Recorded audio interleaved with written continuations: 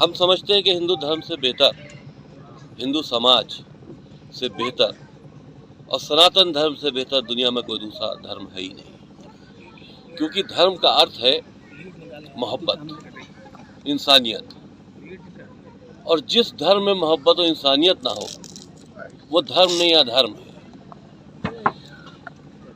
जब जब दुनिया में मनुष्य जाति के ऊपर खतरा आया है तब तब भगवान ने अवतार लिए हैं और मनुष्य जाति की सुरक्षा की है।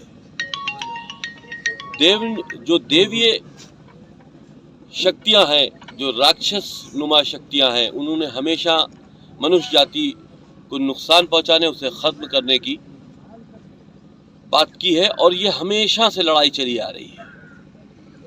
आज भी असलहे बदल गए हैं, रंग रूप बदल गया है, लेकिन हम ये समझते हैं कि 1400 साल पहले अरब की सरजमीन पर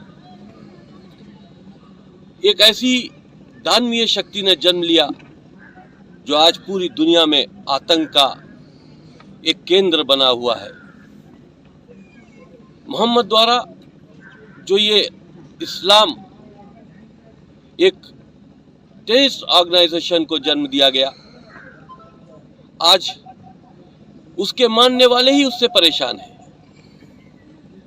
हम चाहते थे कि इसमें रिफॉर्मिंग हो जाए, इसमें कुछ बदलाव आए, इंसानियत की तरफ इनको लाया जाए, लेकिन जो दानव रूप में जन्मा है और दानवीय मानसिकता रखता है, तो वो अपने में बदलाव लाने को तैयार नहीं है। हम नहीं चाहते कि हिंदू और मुसलमान तमाम धर्म के आपस में नौजवान लड़े, लेकिन अगर कोई भी आपको नुकसान पहुंचाना चाहता है तो वो भी ठीक नहीं है। हमें उससे सुरक्षित रहना होगा, हिंदुस्तान को बचाना होगा और हिंदुस्तान के साथ साथ में अपने सनातन धर्म की भी रक्षा करनी होगी। तो मैंने जब एक उबन सी महसूस की और ये देखा कि हम एक धर्म को नहीं, एक आतंकी गुट को फॉलो कर रहे हैं। ठीक है, हमारे विचार उनसे अलग थे, हम उनको सुधारना चाहते थे, तो हमने सनातन धर्म की तरफ बढ़े और हमने जिंदगी में पहली बार धर्म इख्तियार किया। आज हमको इस बात की खुशी है कि हम किसी धर्म में हैं। पहले क्योंकि इस्लाम को इतनी स्टडी करने के बाद हमने इस्लाम को कभी धर्म माना ही नहीं। देखिए, पॉलिटिकल सोच भी जागरूक होनी चाहिए और पॉलिटिकल सोच के साथ में समाज में भी आपको एका भाईचारा कायम करना चाहिए, चाहे दूसरे धर्म के लोग हों चाहे कोई हो। लेकिन ऐसा नहीं होना चाहिए कि कोई हमारी हत्या करने की साजिश कर रहा हो, हम उससे बेफिक्र हो। आज ISIS जैसी संगठनें पूरे हिंदुस्तान को कैप्चर कर चुकी है। हर मस्जिद में, हर मदरसे में हमको ISIS की शाखा मानसिक तौर पर खुली मिलेगी।